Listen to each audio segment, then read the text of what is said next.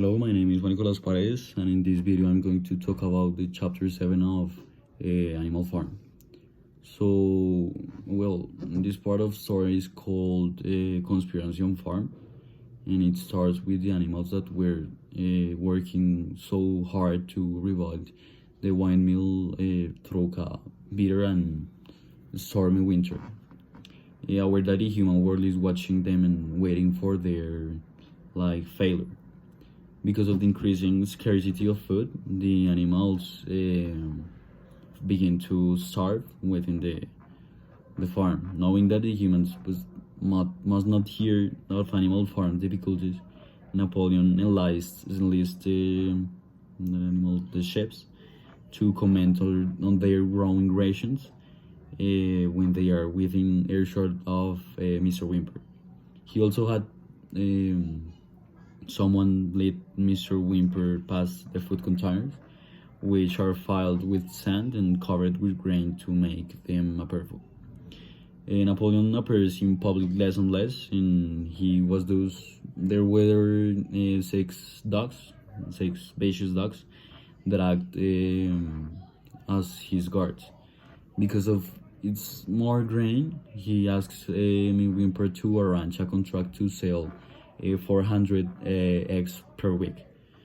The chickens rebel by laying their eggs on the beam so that eggs crash to the floor.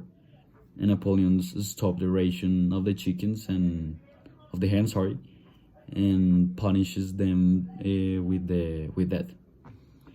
Time passes and Napoleon negotiates with Mr. Frederick and Mr. Pilkington, who wish to buy the farm supply of wood. After this, a rumor began to circulate among all the animals in farm, and that Snowball is sneaking into the farm at night, and he was causing damage on them at night. From then on, the animals attribute any misadventure to Snowball's interference or influence within the farm, and Napoleon organizes a public investigation of Snowball's activities. He surveys that farm and says he smelled of on Napoleon that were everywhere.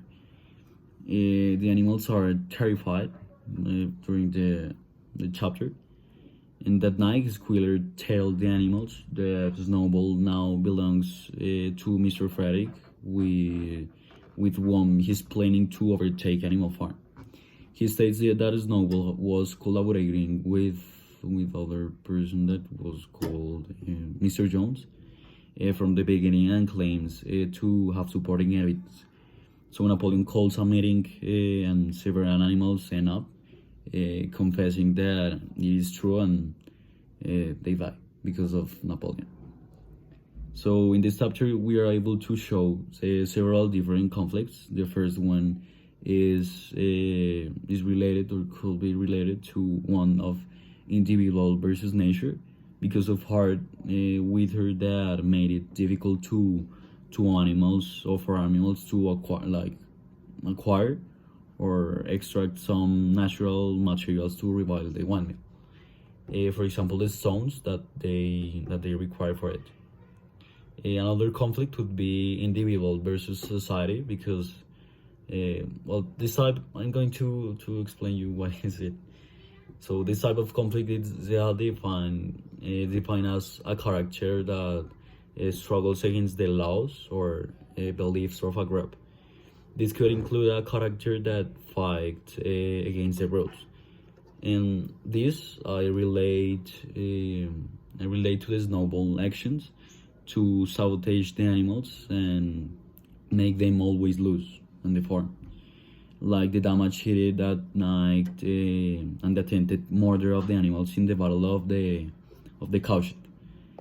These bad deeds were not recognized by the humans. On the contrary, they did their best for downfall of the animal farm. For example, when they pretended not to believe that Snowball had been the one who destroyed the windmill, and say that it had been because of the walls that were very thin and like fragile. So yeah, that was the conflicts in my presentation. Thank you for watching.